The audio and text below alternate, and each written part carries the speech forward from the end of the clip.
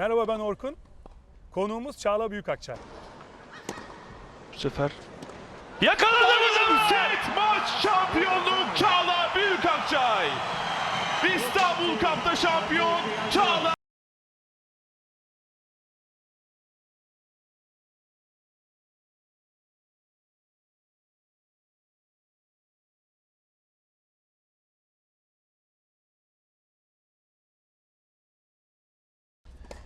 Çağla ile size profesyonel tenisçi olmak nedir, nasıl bir şey onu anlatacağız.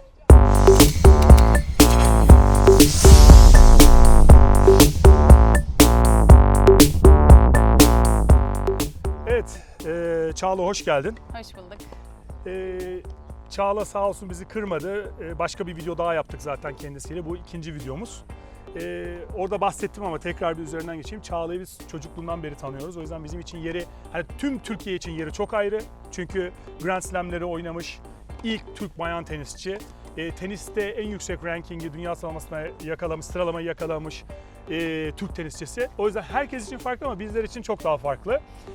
Zaten Çağla'nın şu anda antrenörü tüm dünyayı birlikte dolaşıyorlar. Can da benim çocukluk arkadaşım tenis oynadığım dönemden. O yüzden de apayrı bir yeri var. Yani tam bir paket şeklinde çok farklı bizim için. Şimdi Çağla'ya şunu sormak istiyorum çünkü insanlar bana bunu soruyorlar. İşte profesyonel tenisle ilgili. Şimdi ben bir kere profesyonel tenis oynamadım. Evet, bizim işte genç milli takımda oynadığımız işte 14, 16, 18 yaş falan var. Sonra bir NCAA Amerika dönemi var ama ben lisanslı sporcuydum. Şimdi Çağla bir profesyonel sporcu. Şu demek yani. Mesleği bu ve hayatını tenis oynayarak kazanıyor. Evet. Değil mi? Profesyonel tenisçi bu. O yüzden hani benim pro olduğum, yani kısaca profesyonel pro diyoruz. Pro olduğum yıl diyorsun 10 yıl önce. Evet. Yani 17 yaşındayken ilk profesyonel oldum. Aynen. Şimdi o günden itibaren bence başlayalım. Öncesini değil de. Profesyonel olduğum günden 17 yaşımdan itibaren. Değil mi? Bence yani çünkü insanlar şeyi bilmiyorlar bence. Herkesin gördüğü böyle glamour, ışıltılı bir dünya var tenisçilerin. Siz Evet. işte çıkıyorsunuz, antrenman yapıyorsunuz. Ne güzel. Lay lay lom. Ondan sonra çıkıyorsunuz, turnuvalarda dolaşıyorsunuz. Dünyaya dolaşıyorsunuz bir kere. Aynen. Güzel şehirlerde tabii, güzel turnuva şehirlerde oynuyoruz. turnuva oynuyorsunuz.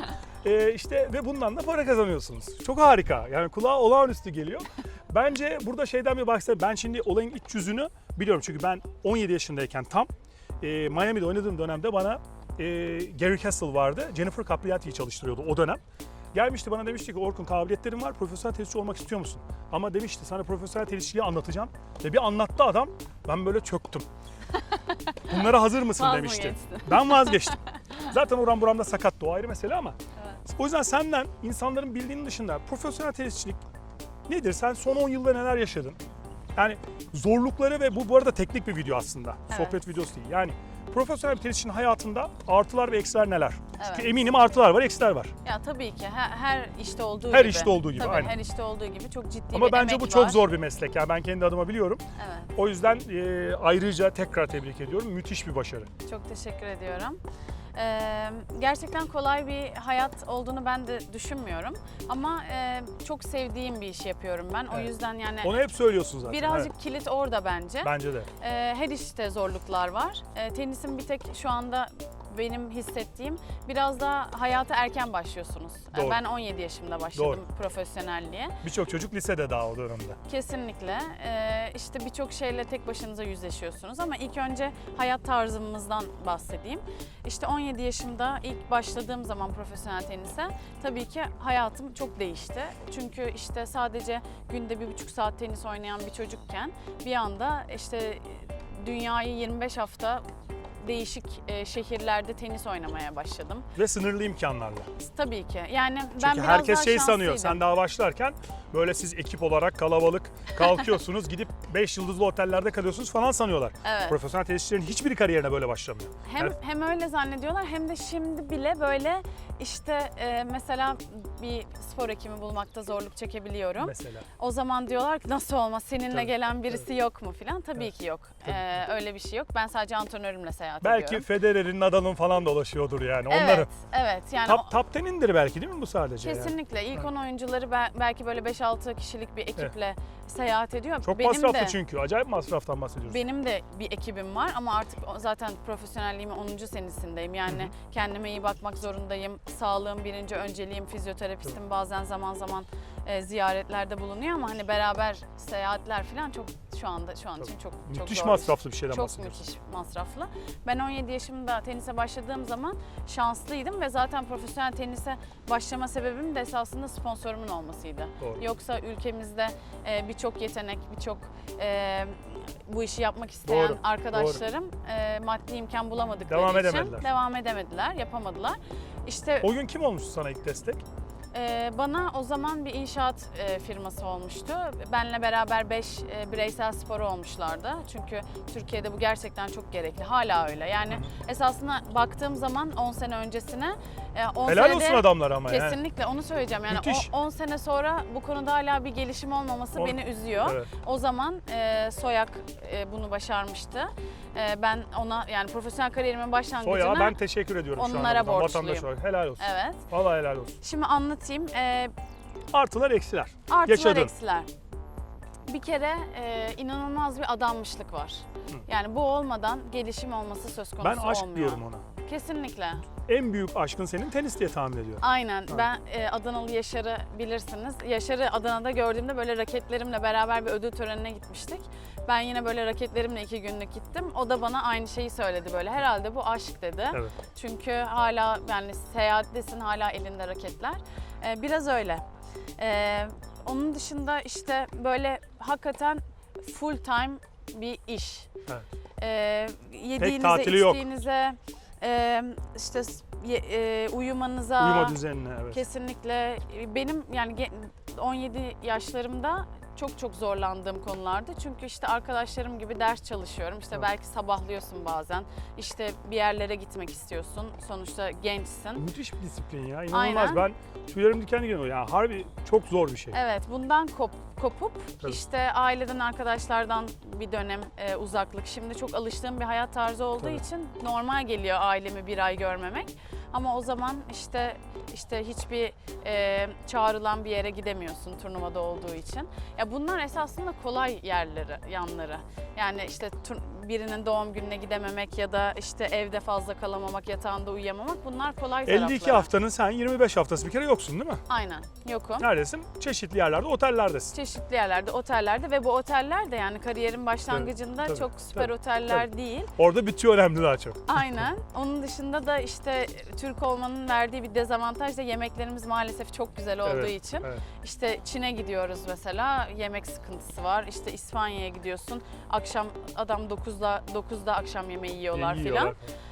Bunlara adapte olmaya Her şeye çalışıyorsun. adapte oluyorsun. Yani tenisin bir zorluğu zaten keşke sadece kort, top olsa. İşte korta, topa, havaya, oradaki kültüre bir yerde, Aynen. işte sabah ya da akşam oynamaya, yani bir sürü şeyle yüksekliğe Her şeyi aynen, değiştiriyor çünkü. Her şeyi değiştiriyor.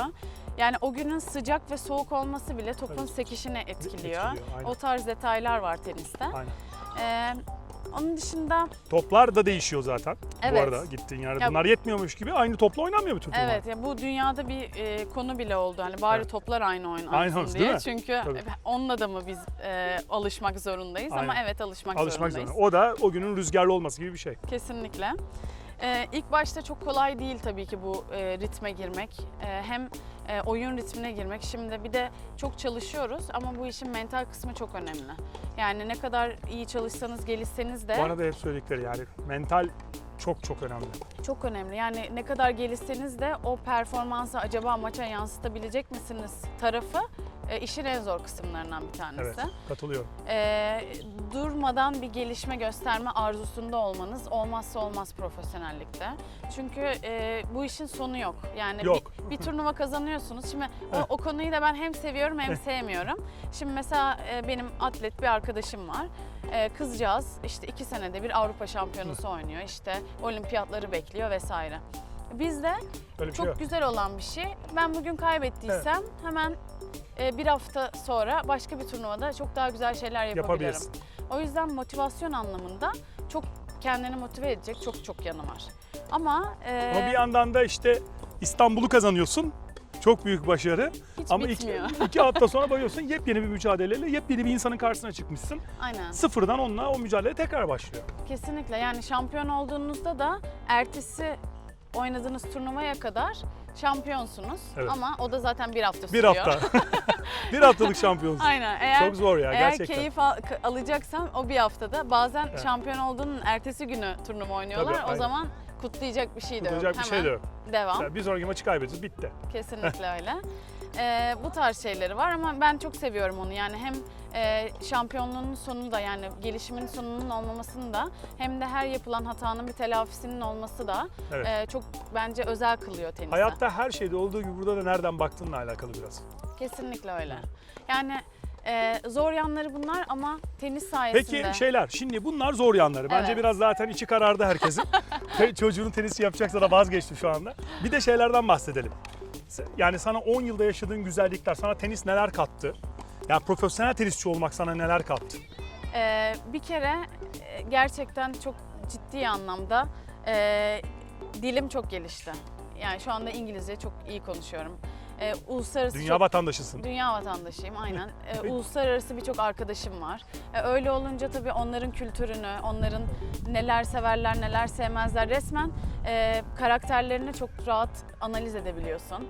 İşte seyahatlerimizden dolayı tabii ki birçok güzel yer görüyorum. Çok kötü yerler de gördüm ama Evet. onlar bile çok güzel tecrübeler. Onu söyleyecektim. Hepsi tecrübe bunlar. Aynen.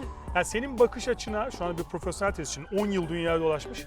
Üstüne İstanbul'da hayatı boyunca yaşamış bir adamın sahip olabilmesi, veya adam derken insanın, mümkün değil. Evet. Yaşadıkların, mümkün 10 değil. yıl içinde tüm dünyada yaşadıkların. Gezgin gibi bir şeysin aslında. Gezginim aynen. Evet, gezginsin, ciddi Evet, söylüyorum. zaten günlük tutuyorum. Evet. Çünkü çok güzel tecrübeler yaşıyorum. Belki yani kitap yazarsın bir gün. belki de. Yani bir Amerika'ya gittiğim zaman bir pasaport kontrolde mesela memur adam bana hangi kordajı kullandığımı sorabiliyor mesela. Yani bunlar çok değişik böyle anekdotlar var yaşadığımız seyahatlerle ilgili. O çok, tabii ki hayatta bir kere tek başına var olmayı çok genç yaşta öğreniyorsunuz. Doğru, 17 yaşında. Aynen. Çocuksun aslında da. Çocuksun ama şimdi teniste ne var?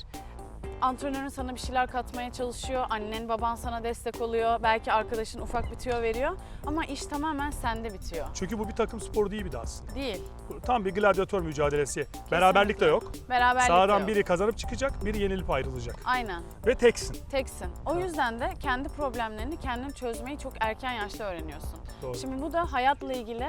Sen hayatın özeti değil mi bir yandan? Kesinlikle öyle. Yani o kadar mesela ben kendimi o konuda çok güçlü hissediyorum. Yani hayatta her şey insanlar için var. O kadar güçlü olmasan şu başarıyı elde etmen mümkün değil. Bir de Türkiye gibi tenis çıtası çok aşağıda olan bir yerden sen ilk yapıp kırıp, o çıtayı kırıp yukarı çıkıyorsun. Bunda mesela kaç kişi anlıyor bilmiyorum. Çünkü birazcık sporun içinde olması lazım. Ferdi sporun özellikle takımla yapmak biraz daha kolay. Tabii. Ama düşünsene, tenis çıtası bu ülkenin. Sen diyorsun ki hayır, ben bu çıtayı kabul etmiyorum. Ben buraya geleceğim diyorsun. Mesela Evet. Rusya'dan bir bayan tenisçinin çıkması çok daha kolay. Çünkü çıta burada zaten. Evet.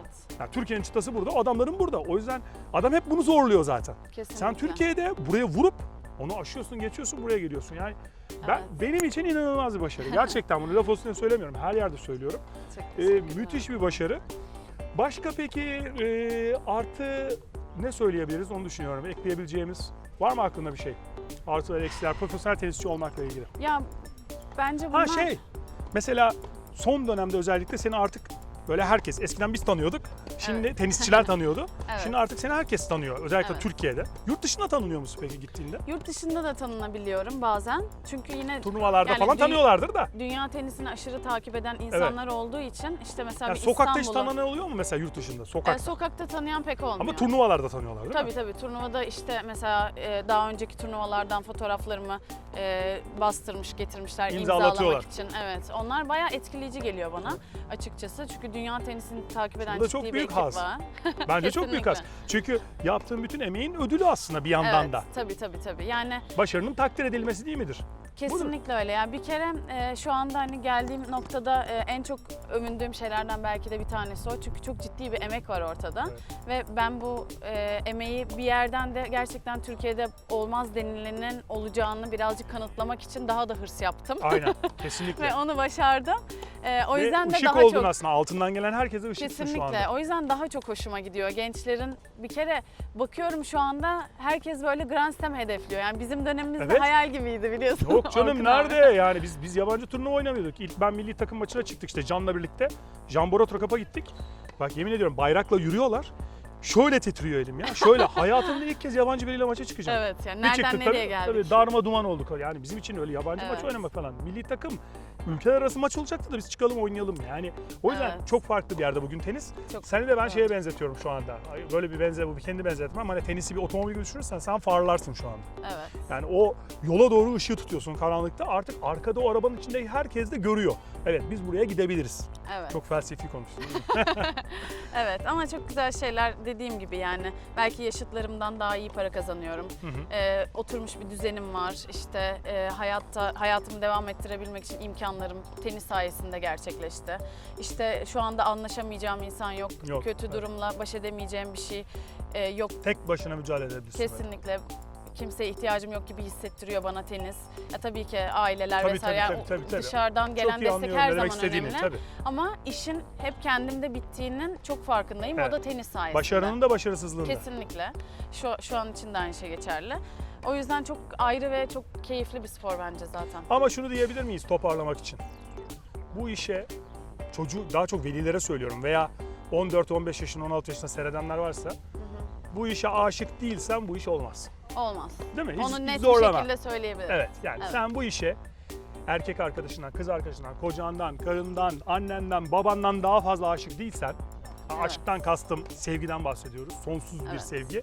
Değilsen bu işi hiç zorlamamak lazım. Hiç zorlamamak lazım. Aynen. Kesinlikle. Şu anda da yani işte antrenmandan çıkıyorum. Şimdi mesela sizle buluşmamdan sonra tenis izlemeye gideceğim. Ha mesela, demin Mesela- seyrediyorduk zaten aşağıda. Aynen. Evet. Mesela ablam çok tenisin içinde değil, o evin içinde de olunca bazen diyor bana yani Hasta Çağla, mısın sen? hasta mısın diyor. Antrenmandan geldin hala tenis mi seyrediyorsun? Hastayım. Evet, Gerçekten evet, evet. hastayım. Olmadan olmuyor ama hasta olmak Olmadan lazım. olmuyor. Peki Çağla'cığım çok Kesinlikle. teşekkürler. Ben teşekkür ediyorum. Başka videolarda görüşmek üzere.